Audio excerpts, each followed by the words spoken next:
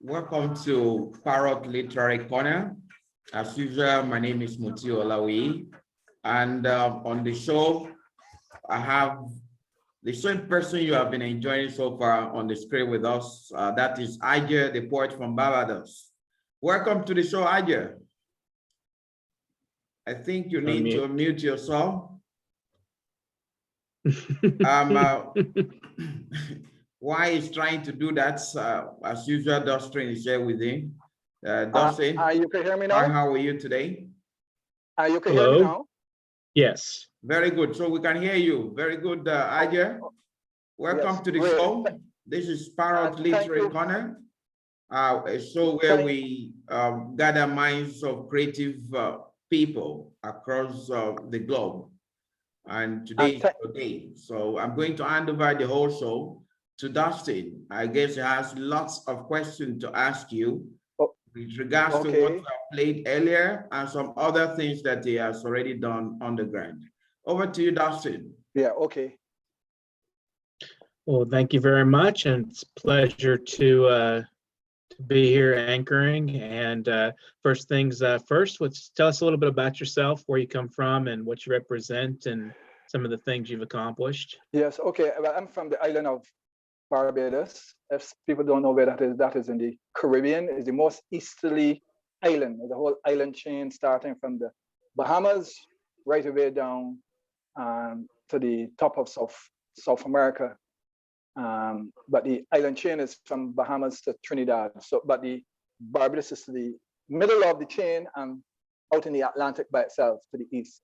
I started first as a musician when I was young, and then I got involved in poetry. And then I sort of gave up playing music professionally as a trombone player to focus on my performance poetry. I call it rhythm poetry because even without the musical backing, it is written to the drum. You know, if I chanted one of my pieces now, you will actually hear the rhythm within the poem itself, right? So it is rhythm poetry, is not spoken word, is not, and this performance poetry, but it is rhythm poetry for me. And most of the teams, not most, the teams really look at the history of Barbados. You know, Barbados has a legacy of colonialism. We were the first slave society in the New World as a slave society was Barbados. And it is out of that historical framework that I evolved from, and therefore my work refer to the impact of slavery and colonialism on my ancestors and on the society itself. We gained our independence in 1966 from Britain, but the institutionalization of slavery and colonialism, being the first slave society, concretized a structure, a social cultural structure based on the educational system, the religious systems, and so on. And therefore, after almost 400 years, independence in 1966 only put a little dent in that structure. So we are still a post-colonial society, if I could say.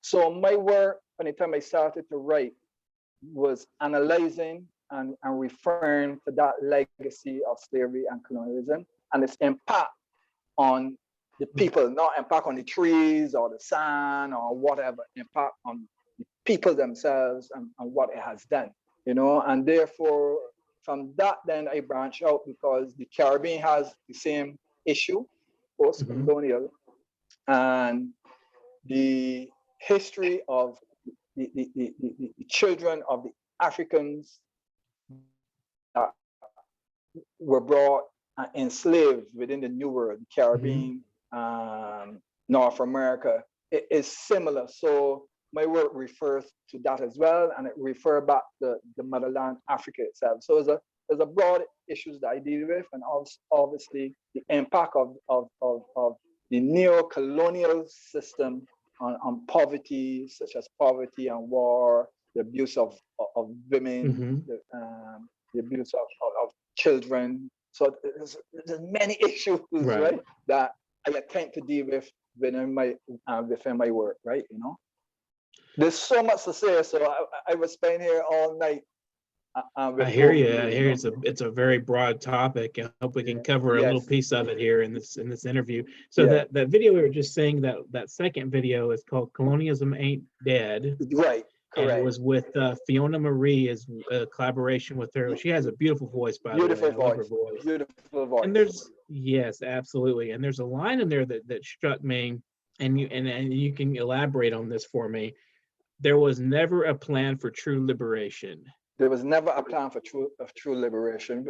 Well, if you know the history, the abolition of slavery in the early 1800s, when the colonial powers, the planter class in Barbados, realized that due to the anti-slavery movement in England itself, plus the upsurge in liberation forces within the enslaved population.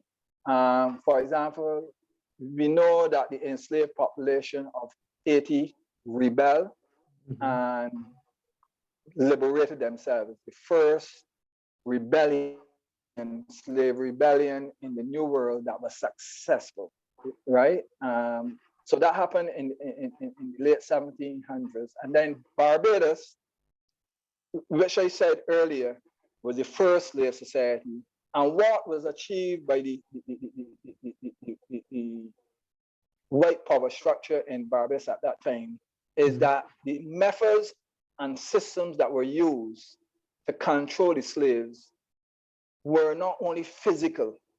They were physical, there were laws where they couldn't congregate, there was the slave codes and so on.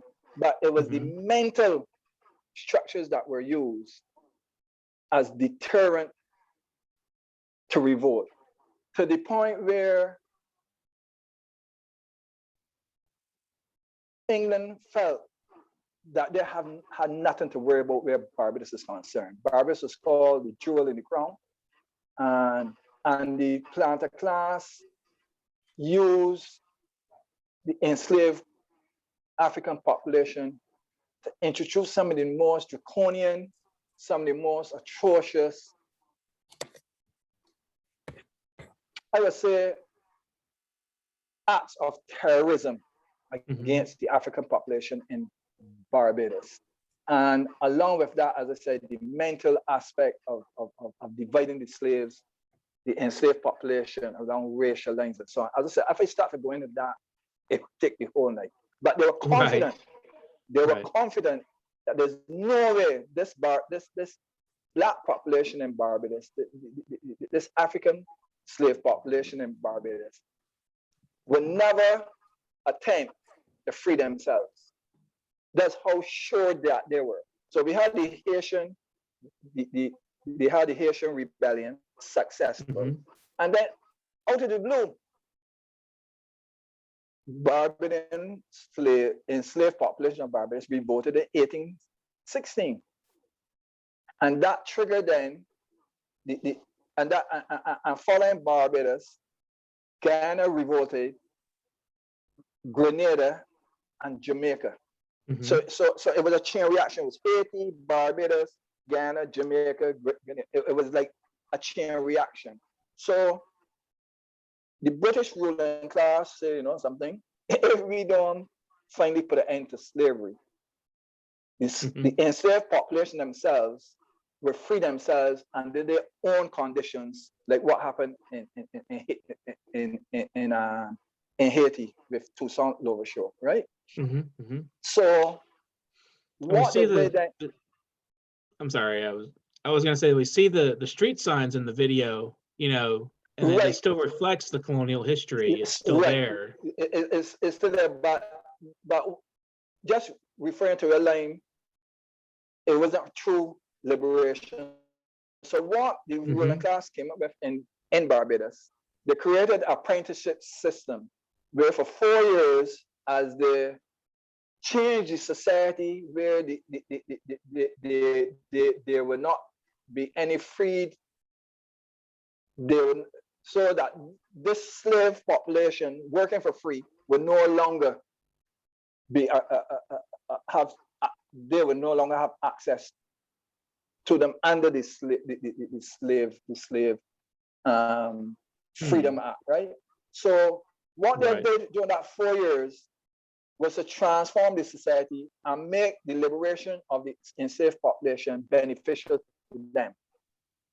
So the slaves became free, but they still had to go back on the plantation and live, right? And also the institutional and the structure of the society wasn't changed. Everything remained the same. It's just that one night there were enslaved population, and the next day they were free, but nothing didn't really change. It was more or less a trick, more or less. And down through the years, although we had persons fighting this societal, social, cultural structure, and economic structure and arrangement, right?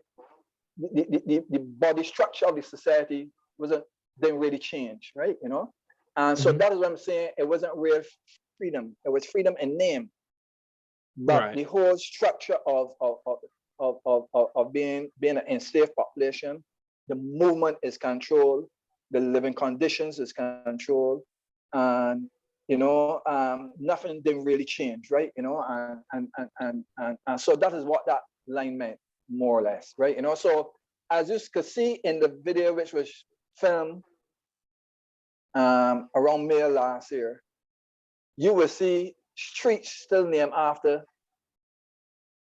British colonialism and the institutions and its personnel, King Edward Road and all this sort of thing. We still have Queen Elizabeth Hospital. We still have the Royal Barbados Police Force. So all these things you will see, and yet we were independent since 1966. So it just shows that everything that I said, the mental enslavement of the African population is still embedded within our consciousness, within our psyche, you know, right? So that we are free, we are independent country, but colonialism still exists within our consciousness, within our psyche itself, right? You know, and because people walk past these images every day, and it's like, it's the norm, is no big thing. Anti-colonial consciousness then hasn't developed within the psyche of the Barbadian population to a mass extent. There are individuals who have an anti-colonial perspective, but within in terms of the landscape is still very much in a post-colonial state. That freedom of mind, that freedom of spirit hasn't taken place yet. So that is why I say it dread colonialism and dead, because when you walk around Barbados, when you walk around the Caribbean, colonialism is still very present, not only mentally, but visually. The optics are there, right? You know? Right. So on the poetry, about the poetry, what is, I'm gonna see if I'm gonna pronounce this right, Bajan written poetry? Bajan, right. Okay. Now, right. So it is Barbados. We are Barbadians, but within the local vernacular, within our local dialect, we are Bajan. Oh, okay, okay. It's like in America where they're Americans, and then people in New York are Yankees. You know? Right. Right. So we are Bajans. That's what we always speak to each other. But it is formally we are Barbadians, you know. But I go with the language, the nation language. And a lot of my work, you'll see that language is there because again, I should say that my work, therefore, in my work and what it's trying to do is I'm honoring the ancestors. I'm paying tribute to them every time I perform, every time I write a piece. So within the Bajan vernacular, the Bajan dialect or the Bajan, we call it Bajan nation language, is the distant echoes of the languages that came across with my enslaved ancestors from Africa. They didn't come from one place, they came speaking different languages, and they were forced, therefore, to speak English. But what the Barbadian dialect is that you will hear the echoes of Africa or the African languages with changing the English language. I don't want to put it the other way around. So if I start to speak in Bajan dialect now, I don't think you would understand. If I say, we're going down the road. Where is what? Going is good. So you can see the African g, w. Right. Instead of that there, da there, right? And so you can see the Bajan nation language is this fusion or the preservation of the African languages within the English itself. So the Bajan nation language is a symbol of the resistance against total colonial domination of the African language in Barbados. So I have tremendous respect for this Bajan nation language, and a lot of my work, you know, for example, and you will hear the rhythm in this work as well, but watch the Bajan dialect. From the time that them take we out of Africa in an old slave boat, it was riot in the land. Riot in the land, more riots in the land. And from that time that then drive we cross, where we sleep and we toss till we built back moss, it was riots in the land. Riots in the land. So in there, you see, from the time that the drive we cross, that the tech we that is the echoes, the sound bites of the African languages that preserve within the English within Barbados. Interesting enough, I went for the first time to Sierra Leone. I think it was 2003, 2004. And what shocked me, you know, I shouldn't be shocked, but I was shocked that the first morning I woke up, I thought I was dreaming because I said to myself, I am in Sierra Leone, but I hear Bajan speak. I hear Barbadian speak because, and what it was is that in Sierra Leone, their dialect, the words within their dialect that is similar to us. So they say Dade and Levy. Right, you know, that's Creole. It's called Creole. Yeah, just like in Nigeria, you call it Pidgin English. Pidgin. Right, Creole. Yeah. So in fact, the UN and the government of Sierra Leone invited me back to Sierra Leone. They were doing a big concert to celebrate the end of the war. So I went back to Sierra Leone, and the name of the war. The name of the concert to celebrate the end of the war was The War Done Done.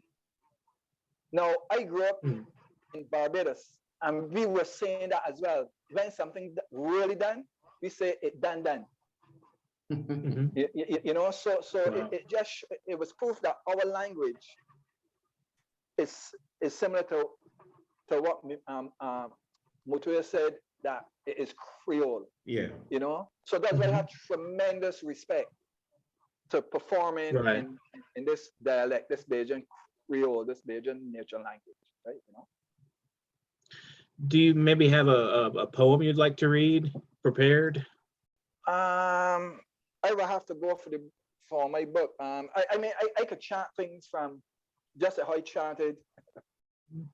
Try to go for it. Let's hear it. Yeah, I would do one that is in the top of my head because I'm merely a performance poet. I have Right. books as well, but reading is not reading the work is not my thing, right? I'm going to do this as live as one, and it is my attempt, despite the struggles of Black people around the world, despite the struggles of children around the world suffering from poverty and hunger, right? Despite the struggle of women around the world, the domestic abuse, it seems it's like that domestic abuse seems to transcend race, you know, and class, you know, is a similar thing. But I still long for the world to live as one. Once we could get rid of these contradictions, these perpetuation of power, whether it's male power over female power, whether it is the rich people that control the world looking to control more and have more and more wealth. I still feel I would like the people to live as one. So if you want me to do a piece of live as one, I could do it, you know.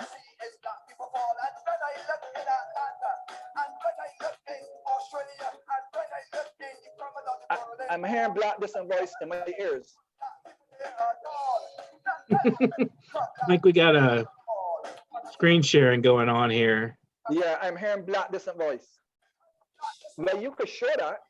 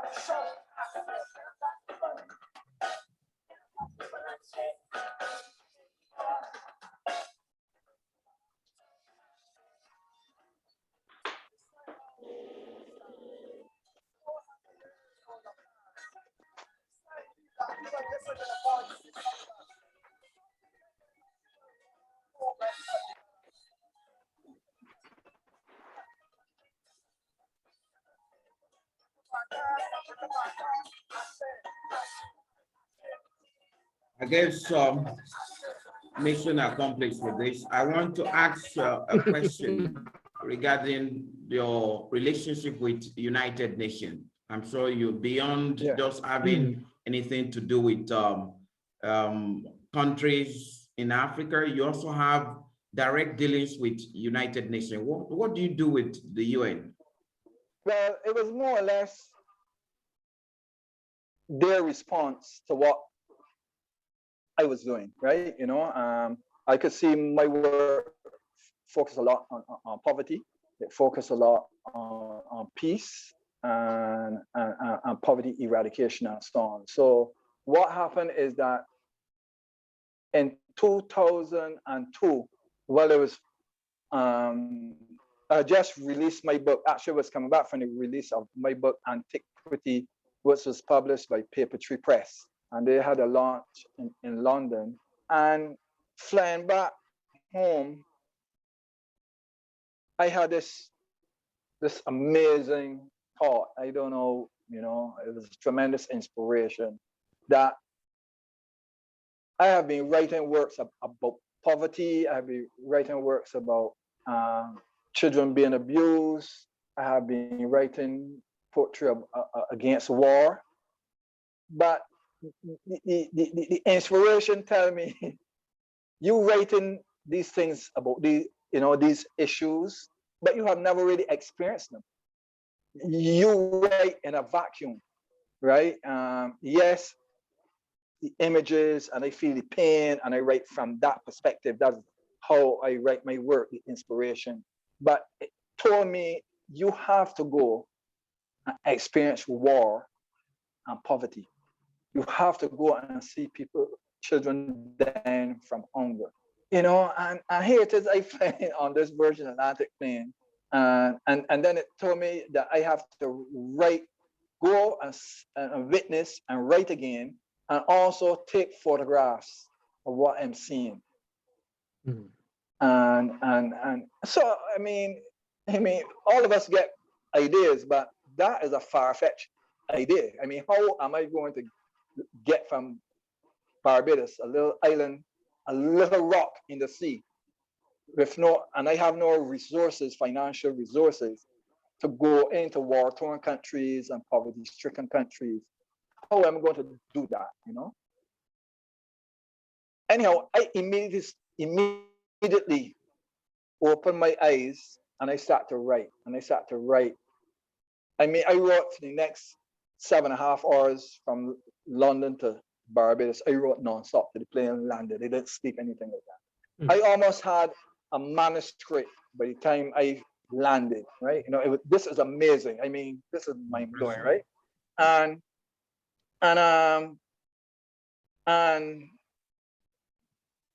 so I had this manuscript, and I said, listen, I got to share this. Now, the first person I shared it with, and I don't think she would mind me saying this on air,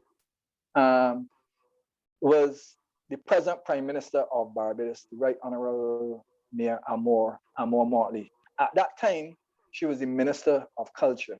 She wasn't Prime Minister then, in the previous administration. And she was also responsible for the television station. And my thought was that I would give the manuscript to the BBC. That's my thought. Give them this idea I have, because they do wonderful documentaries and they would fund it. But as I said, I showed it to the then Minister of Culture, who is now the Prime Minister of Barbados. And I told her my plans. And she immediately said, no way, you are going to give this to the BBC. There's no way, you, a Barbadian, a Caribbean man, because we have to tell our own stories from our perspective. We got to do it ourselves. And she was the first person that went 100% behind this idea that I have. And to cut a long story short, also, in my bio, you hear that I don't know if it's in my bio, but I'm an events producer, one of the leading events producers in Barbados. And people call on me when they have a big event to organize. You know, maybe that's the artistic side of me, where I try to do things perfectly. And a few months before that, Virgin Atlantic Airlines launched in Barbados. And it so happened, I coordinated the launch. And Richard Branson flew down the first plane with some of his staff, because they didn't want the plane to fly free. So he just invited his staff and so on. Anyhow, I put on amazing celebration of Virgin Atlantic launch in Barbados. And he promised me and his staff, anytime I want any assistance, flying to London or whatever, call on them. So I approached them as well, and they say, we will fly you free, of course, to wherever you want to go, you know. And so here it is. I have the backing of the government of Barbados then, through the Minister of Culture, and who said CBC Television in Barbados would undertake the project with me. So to cut a long story short, I was on a plane. My first trip was to Brazil. I flew down to, and like the documentaries that other networks would do where it's planned, the people know that they are coming. I actually did not plan. Nobody knew I was coming. I just walked in with this cameraman keeping a camera on me, and I walked into all these countries. So I went to Rio de Janeiro. I went and visited the street kids, the street children. I spent time with them. I went into the biggest favela or slum or ghetto in Rio de Janeiro, the Rosinas slum. Over 350,000 people live in the slum. It's the biggest ghetto or slum in the whole of South America, right? I spent a couple hours in there as well, and filming everything, filming, you know. And from there, then I went to South Africa. I went into the Johannesburg, went into the former townships of Soweto and Alexandria, and I went into another city, trying to remember the name, Hillbrow, and I have tremendous street children out there, and these children are on the street because of HIV/AIDS. Then, their families were wiped out because of HIV/AIDS. Mother, father, aunts, uncles have no support, and they live.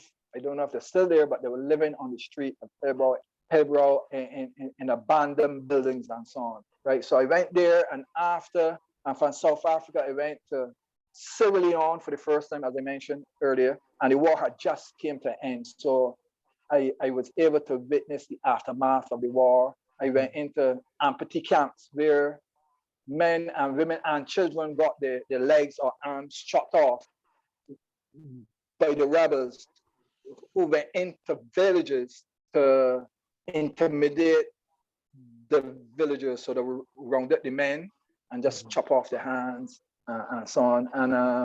And these people now are in, right after the war, they call it amputee camps, where people were who had their legs and hands amputated. Well, not amputated legally, but chopped off, you know. And I witnessed the sorrow and the sorrow and the pain and the poverty of these camps, you know. And so that was that. And then, so that was Sierra Leone. And then my next trip was, I went to Haiti then, you know. I have some amazing shots there too from the ghettos and the slums and the hardships of the people there. And I went into Jamaica, into the back areas of Jamaica. And some Jamaicans told me that places they went, they didn't even know existed, or that they were not their goal. I went into Trenchtown and see the political divide. You know, Trenchtown and Rima one community is divided by one highway called the Collie Smith Highway, where the people on one side represents one political party, and to the left side of the road in Rima, that is represented by another political party, and those who live on the left cannot cross that highway to go to the right. They will be shot, you know. Wow. That was explained to me, and you know, so all these things. And then in my final one, I went to Palestine and Israel to see a community living in conflict, you know. So I actually, from that thought on the plane where I had this vision to do that, I actually realized it, right, you know, and that was. So we have about 4.5 minutes to go. So I just wanted to ask, I mean, what about the music that's being played in the back? You know, the musicians. What sort of what is that music? What history does it have? If you can maybe summarize that in a couple of minutes. Right quickly. The root of my musical accompaniment is Tuk, T-U-K. Tuk is another tremendous. I have tremendous honor. Honoring my ancestors, because remember I said that the slaves were suppressed, they could not practice the culture, the religion, the language, and so on. So they banned all forms of African expression of music, but they had no problem with the British military drum, which is the bass drum and the kettle drum and the Irish penny whistle. So, so what the enslaved population did was take these instruments, these military British instruments, and played African rhythms on it. Oh, wow. So tat is played. If you see a tat band, it will be the bass drum, the kettle drum, and a penny whistle. Boom, boom, boom, boom, boom, boom, boom. So that from the thing that them boom, boom, boom, boom, boom, take me up out of boom.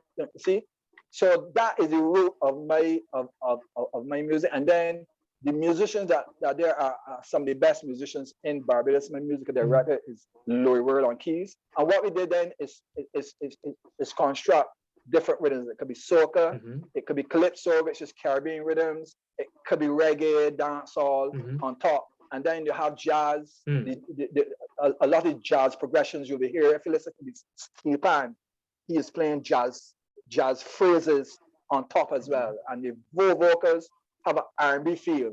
So it's a fusion of a lot of different elements, musical elements reflective of the Caribbean and of Black cultural expression, whether it's the Caribbean, North America, Africa, right?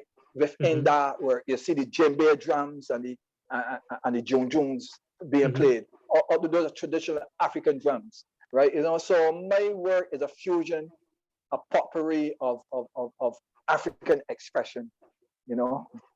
Beautiful, I love it. It's wonderful. Yeah, yes, yeah. So, would you like to?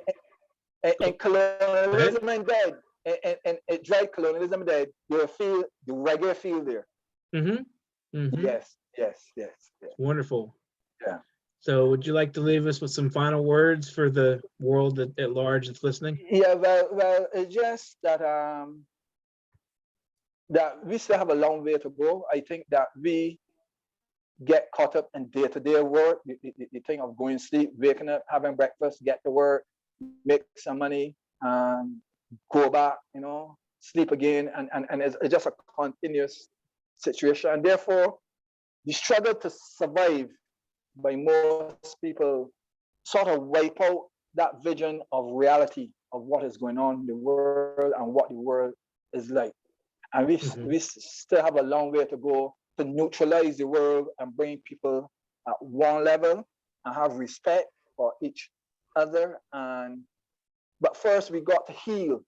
We got to heal from the wounds of colonialism, of white supremacy that controls every aspect of world culture, right? And we have a long way to go for that rectification. And it hasn't even started yet to some extent. That healing process of my people who went and their ancestors who experienced slavery, particularly in Barbados, where it was the most dreaded form of slavery. We haven't started the healing process itself, right? And what a lot of things we're experiencing today is as a result of that. The wounds are within us and is manifesting through a lot of illnesses that we have, right? It is manifested in the fact that we don't have the confidence to create our own and believe in our own creativity and believe in our own ideas to rectify things. It's a dependency. That's a very good message. We sincerely appreciate your time with us, Ajer. Yeah. And I'm very sure viewers must have been entertained. You know, not only entertained, they get informed